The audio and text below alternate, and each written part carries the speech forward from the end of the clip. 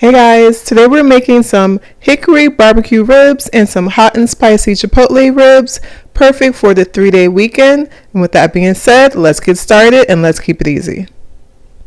You'll need wheat gluten, you'll need nutritional yeast, you'll need garlic powder, you'll need 1 package of sazon, you'll need liquid smoke, you'll need tahini, you'll need tamari, and you'll also need some vegetable broth.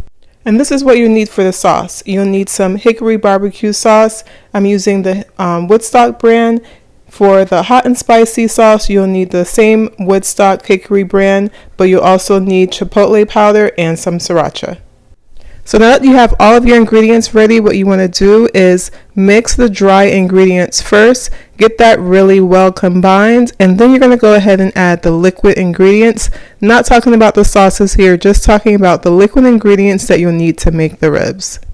Alright guys, now it's time to combine all of those ingredients. What you want to do is make a big ball with all of that, and then just start kneading it. You're going to keep doing that for about 1 to 2 minutes. Definitely don't want to skip on this part, because essentially what you're making here is called seitan, and seitan is a meat that is made out of wheat gluten and all the spices that you add to it, and it can come out spongy if you don't knead it enough. So that's definitely a tip that you don't want to miss. And this is the bread pan that I'll be using. I like to use this because it comes up really high on the corners and I can form my ribs the way that I want. So I made sure to butter this with some vegan butter ahead of time, and then I'm going to go ahead and place the wheat gluten into that pan and start to spread it out, kind of pat it down a little bit and start to form my ribs.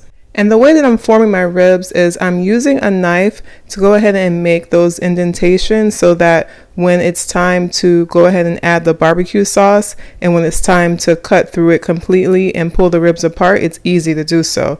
If I don't do this step, if I skip this step, then I'll just be left with one large piece of meat and it'll end up being more like a roast and not ribs. Okay, now that all of my indentations have been made, I'm going to go ahead and put this in the oven at 375. I'm going to put it in there for about 20 minutes. Take it out. I'm going to add my barbecue sauce, and then I'm going to put it back in. And speaking of the sauce, this is what I did to show you guys how the sauce looks. So the hickory barbecue sauce is on the right. And then of course you can see that I've added some sriracha, and the chipotle powder that I told you about is on the left there. So I'm going to go ahead and mix up the one that has the sriracha and the chipotle powder so that it's well combined and ready for when my ribs are ready to coat with the sauce. So they have been in there for about 20 minutes. They're ready for me to go ahead and start adding the sauce.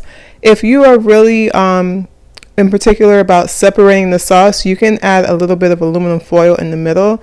I'm not. I just wanted to show you guys that the hickory sauce can be on one side and that spicy sauce can be on the other side, and if they touch a little bit in the middle, it's not a big deal for me. So I'm adding that hickory sauce on the right side, and then I'm going to go ahead and start adding that hot and spicy sauce that I made on the left side, and then I'm going to flip it over and make sure the bottom part is coated as well, and then put it back in for another 5 minutes.